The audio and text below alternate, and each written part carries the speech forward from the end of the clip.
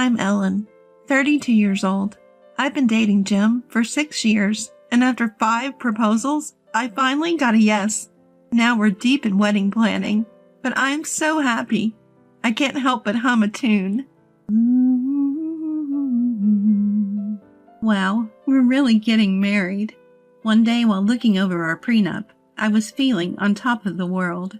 But Jim, does this really matter? As I signed the contract, I tilted my head in wonder. You see, Jim's one condition for accepting my proposal was to have a prenup. Assets we bring into the marriage stay our own. No meddling in future inheritances. If things change, like having kids, we'll revise the contract. I get that it's important, but did we need it in writing? When I asked, he said, Well, think of it as insurance. Oddly vague. But if that's all it takes to marry Jim, I didn't dwell on it. However, the reason behind this would soon come to light. Jim has 2 older brothers. I met them briefly before the wedding during a visit to my future in-laws. They're not bad, but both are a little quirky. Listen to them, but don't take everything to heart. Otherwise, you'll get carried away. Caught off guard by Jim's blunt intro, I chuckled awkwardly, noticing that even my future in-laws agreed. I didn't think much of it, especially since our next meeting was at the wedding.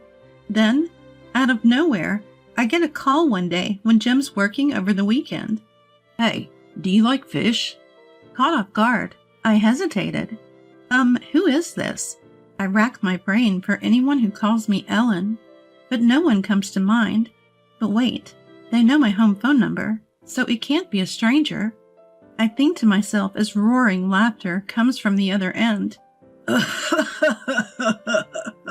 It's me, Jim's big bro. Your big brother, Ellen.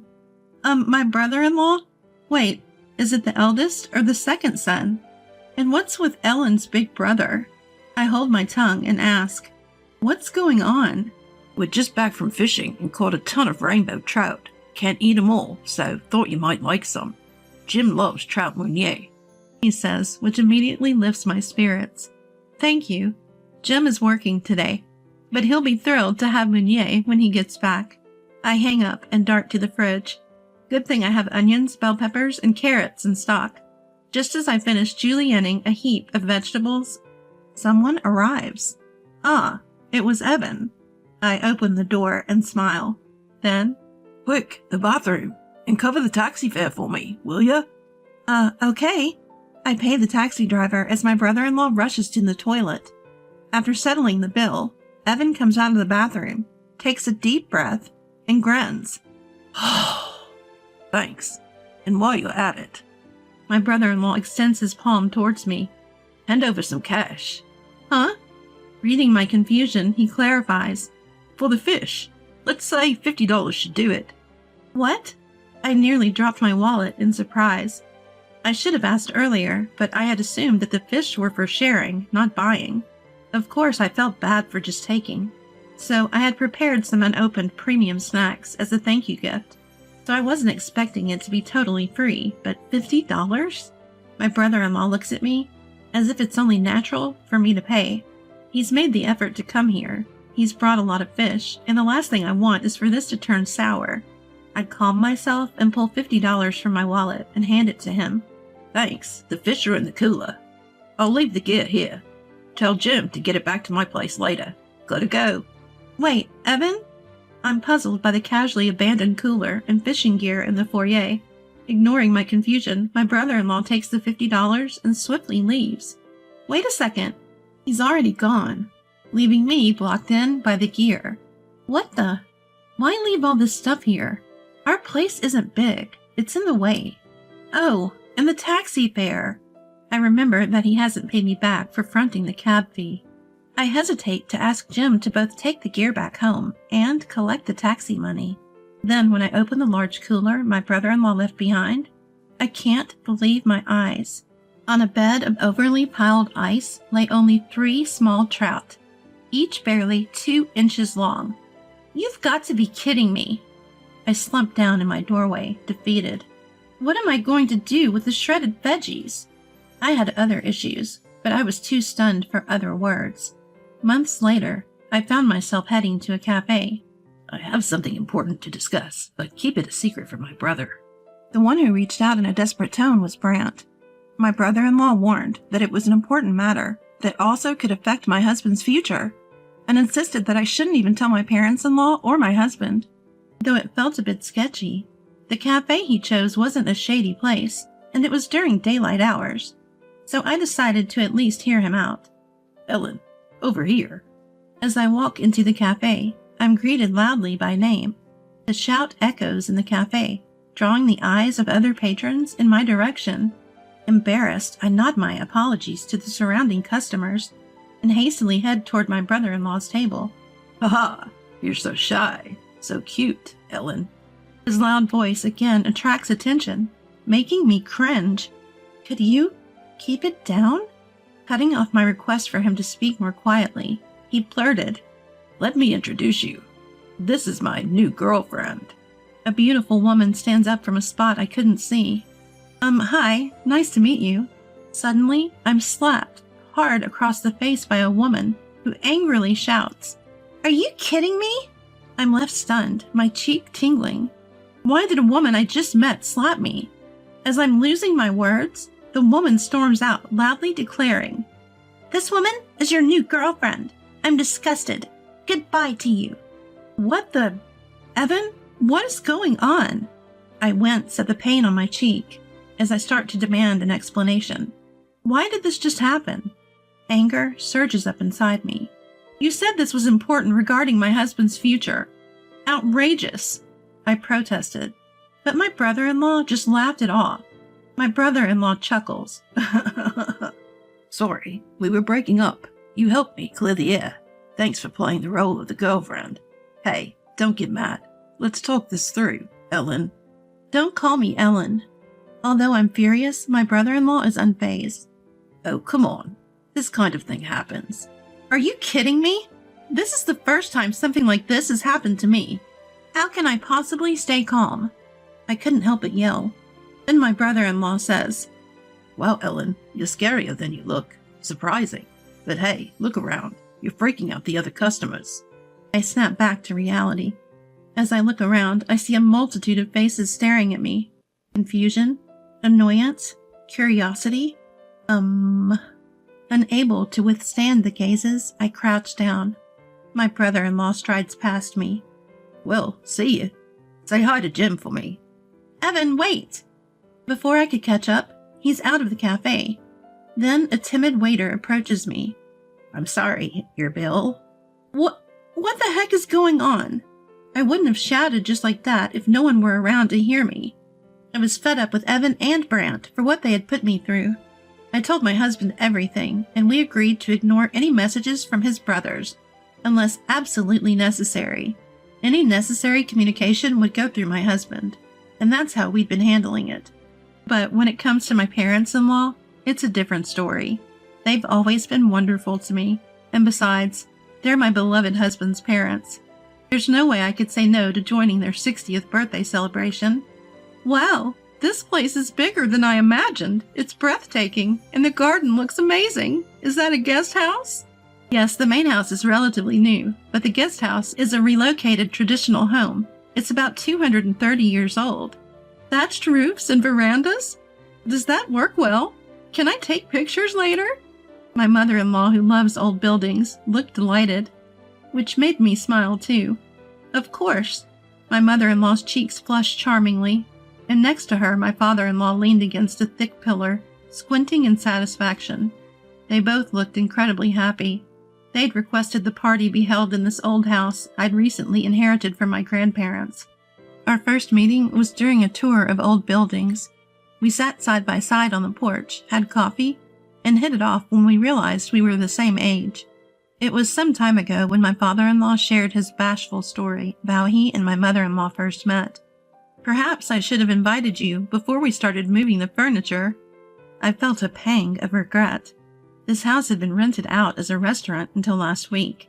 After its closing, they had requested to tour the empty place, but maybe I should have shown it to them when it was still furnished. No worries, it's perfect this way. The peace and quiet lets us really soak in the atmosphere, my mother-in-law reassured me. True to their word, my parents-in-law arrived 2 hours earlier than the party was scheduled, taking their time exploring the house and enjoying coffee on the veranda. And then, the peaceful atmosphere was broken by noisy footsteps. What? Only Jim is here to welcome us? No one else? And catering for dinner? Seriously? It's hard to believe. The only one who gently set Brant straight was my husband, Jim. Come on, this is Mom's request, and you act like it's a letdown. But this is a deluxe bento box from a popular restaurant. Jim says this with his usual smile, the one I love so much. You act like it's just any lunchbox. Why didn't you just book the place during business hours? You're too cautious, Jim. Evan sighed as he said this. But seriously, how much does he think it costs to book an entire upscale restaurant? You're complaining about today's party expenses being high, and you call me frugal? Plus, they haven't even paid me back for the cab fare from when they dumped those 3 measly trout on me, or for the expenses from their lovers' quarrel. I can't just let them walk all over me. I muttered some choice words under my breath. This was all unfolding on the day of my in-laws' 60th birthday celebration. As soon as my parents-in-law were off exploring another part of the estate, Brant blurted out, "Hey, I've got a great idea." Yeah, your great idea doesn't usually mean good news for me. I must have shown my thoughts in my face because my husband sitting next to me looked concerned. And sure enough, both Evan and Brant started to smirk. We're family, aren't we? My husband tilted his head, clearly puzzled by the sudden inquiry. This place is closed now, right? Yes it is. My husband nodded, and the 2 brothers leaned in eagerly. Man, you hit the jackpot, marrying into money. Yeah, really. You've got this massive estate all to yourself now. They sang this in a sycophantic duet. Are you guys misunderstanding something? But my husband's words went in one ear and out the other. Can't hog it all to yourself, right? A little sharing won't hurt. At this point, their enthusiasm almost made me nauseous.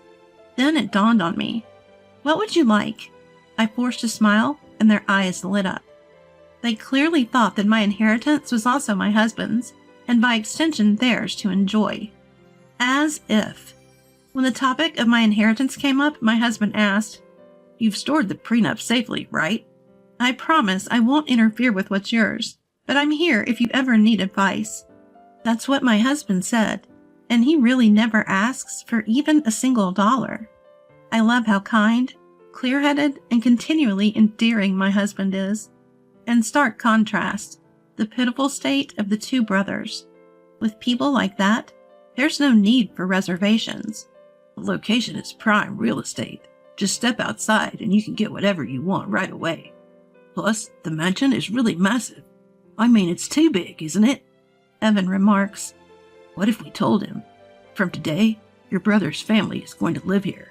Cut ties if you're not okay with it. Brant says, grinning. I took a deep breath. Sure. The brothers tilted their heads in unison. Really? Despite having initiated the conversation, they seemed a bit taken aback when I reassured them. It's fine, really. Feel free to do as you please. Not just Evan's family, but you too, Brant. Here are the keys. Handing them the bundle of keys, they all looked pleased with themselves. Good on you for being so understanding. Nice going, sis. Eagerly, they began their moving preparations. Ellen? I turned my real smile toward my concerned husband. Don't worry, it's all good. Fast forward to a few days later. We were relaxing at home when the doorbell was frantically rung. Opening it, we found my brothers-in-law pale as ghosts. What the hell is going on? Tell them to stop now. They were panicking, full of desperation. Our house is being demolished. We got home, and there were heavy machines tearing it down. We told them to stop, but they won't listen. So what are you going to do about it? That was the general vibe coming from my brothers-in-law when I calmly chimed in. Well, that makes sense. Everyone's eyes suddenly turned to me. What do you mean? A tower apartment is going to be built there. They can't build it without tearing down the house, can they? Huh? Both my brothers-in-law were dumbfounded.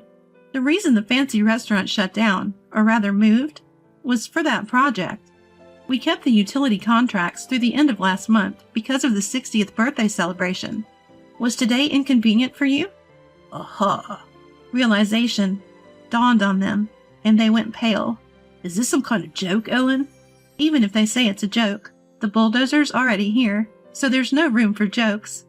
Especially when the bulldozer is already here. What's the point of lying about this? Maybe you should start taking out some valuables. Tired of their complaints, I laid out the harsh reality for my brothers-in-law. Look, I made it clear when I asked for the demolition. Please get rid of everything left in the house. If the bulldozer is already working, I guess this will be over sooner rather than later. If I were you, I'd stop complaining and start taking out the important stuff. They looked at each other and then yelled, This is bad. Go, go, go, hurry up. As I watched the two rush out, I turned to my husband. Nobody really told them, huh? My husband sighed deeply with a wry smile. We've all been strung along enough. Maybe a hard lesson is what they need. I hope it wasn't too much trouble for the workers, though. Yes, I had informed not only my husband, but also my in-laws that I'd given the keys to my brothers-in-law and that they were planning to move. Of course, I'd also told them that the house was already sold, including the date of the turnover. So the decision was in their hands, whether or not to tell their brothers-in-law about the truth. In the end, everyone kept quiet. Don't worry, the buyer and the contractors are already in the loop, I assured them. I had a feeling it would come to this, so I had explained it to the buyer in advance. I hope they learned their lesson, my husband said. With that, we went to sleep. The next day, I can't believe they went this far. My mother-in-law sighed heavily. In the living room, my brothers-in-law seemed to shrink. They couldn't get in during the daytime because the workers stopped them, so they snuck in at night. Well, yes, they had ignored the no trespassing signs and tried to take valuables in the middle of the night. But a neighbor noticed their flashlight and called the cops, so they were easily caught. So you even managed to get into trouble with the police without taking anything of importance, my mother-in-law continued. Well, you see. My brothers-in-law attempted to explain, but no one was interested in their excuses. The past wrongdoings also came up, making it even worse for them. Both of you should apologize to Ellen, my husband said. But then Brant, who had been meek until now, suddenly snapped at me. It's her fault to begin with. She tricked us. She willingly gave us the keys. Yeah, right. What's with this hypocrite? Selling the house without even telling us? Faced with their unjust accusations, I could only offer a wry smile. I think you're misunderstanding. That property, both the land and the building, were inherited by me. Jim even drafted a prenuptial agreement to protect it. So you guys never had any rights to it to begin with. What prenup? Contract? I had no intention of elaborating on the term prenuptial agreement, which seemed like a curse word to them. Also, the sale of the land and house was consistent with my grandparents' wishes.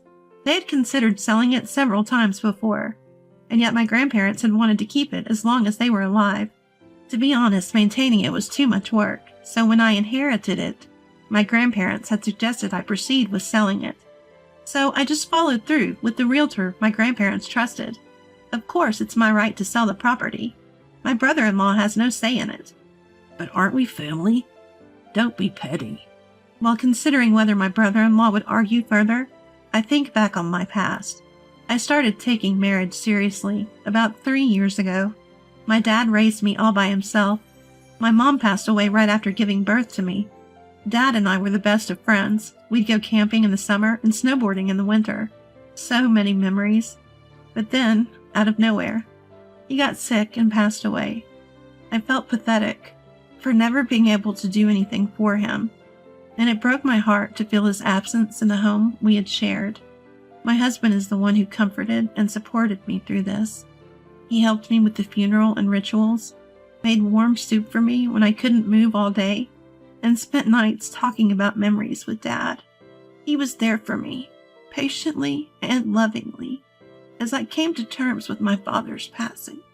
If we're getting married, if we're going to be together forever, it has to be you, Jim. If there's something you don't like about me, tell me and I'll change.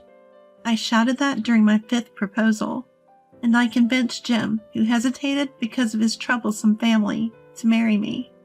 I don't regret that decision one bit.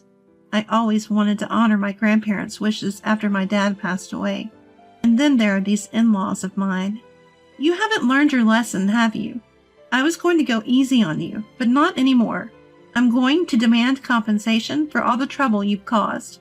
That includes taxi fares, overpriced fish, emotional distress from slaps, food and drinks at the cafe, utilities you used extravagantly in that mansion, and more. My husband enumerates the damages, leaving my in-laws speechless. Are you serious? Down to the last detail? Are you thieves or what?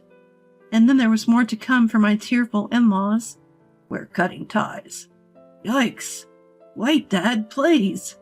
Afterward, they were ousted from the family, shunned by distant relatives, and left with no one but each other in a tiny one-room apartment. Is this really okay? It's so wonderful. In the newly built tower condominium, we became neighbors on the same floor with my parents-in-law. Of course, one of the sale conditions was that we'd get a whole floor in exchange for the land. Thank you for accommodating my wishes. Some parts of the old house my grandparents left behind, like beams and furniture, were incorporated into our new home.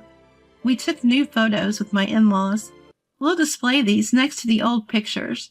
Captured there were the smiles of all my loved ones.